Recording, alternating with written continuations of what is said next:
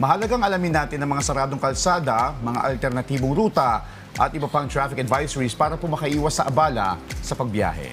Kaya para bigyan tayo ng mahalagang paalala tungkol dyan, kasama natin ngayong umaga si General Manager ng Metropolitan Manila Development Authority o MMDA, walang iba kundi si Undersecretary Nicolas Sar III.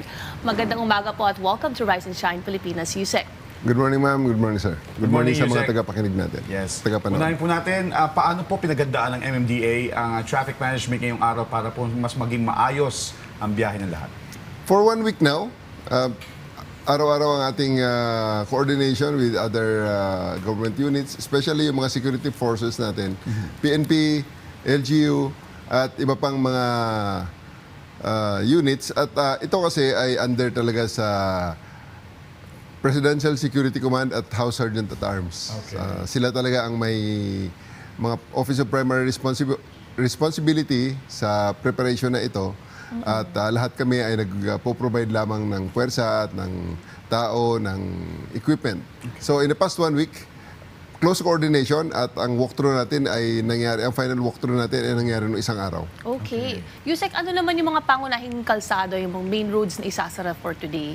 Essentially, itong Commonwealth Avenue, dyan ang pinakamaraming pagbabago ng ruta. May mga gagawing zipper lanes dyan, simula dito sa Circle, papunta hanggang Fairview dahil ito ay itong primary artery. Magsisimula mamaya yan, mga bandang alas 9, alas 10, magsisimula na yan. Dahil this morning na. itong ina-expect natin na movement ng mga VIPs natin dahil mayroong announce na may mga pa-lunch doon na mismo. May activities na doon sa loob ng Kongreso. Alright. So, pati ang Batasan San Mateo Road ay apektado yan. Meron sariling mga enforcers na nandyan para i-implement yung traffic rerouting. Okay. Bukod po sa Commonwealth Avenue, meron pa po bang ibang mga kalsada o traffic restrictions? Sa mga around? paligid lang yan. Yan, siyempre, Tandang Sora, apektado yan. Yung Suswarigi, apektado yan.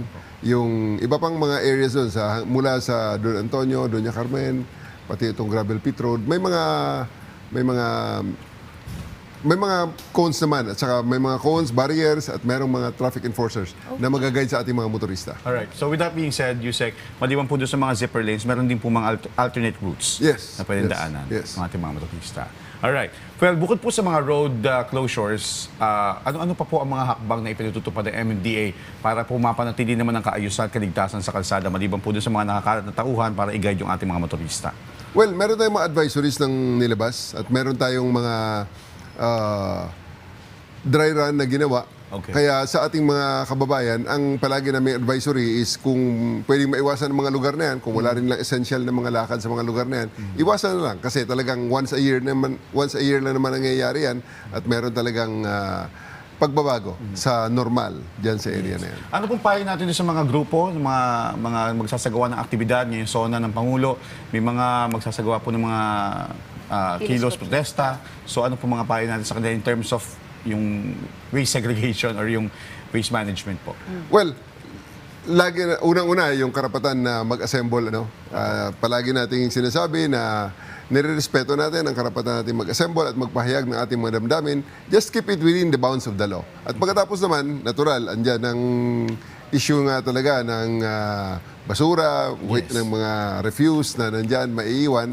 Andyan naman ang aming mga tauhan sa MMDA para maglinis ng mga naiwan na yan. Pero kung pwede sana na i-minimize natin ang garbage, i-minimize natin ang pagtatapon ng mga basura dahil ito naman talaga ay pag napabayaan at hindi nakuha, mapupunta yan sa waterways natin, magkakos talaga ng pagbahayan. Okay. And Yusek, saan naman po kami makakuha ng updates tungkol sa traffic advisories habang isinasagawa ang SONA? Palagi kami bibigay ng live traffic advisories at updates dyan sa ating website, sa MMDA.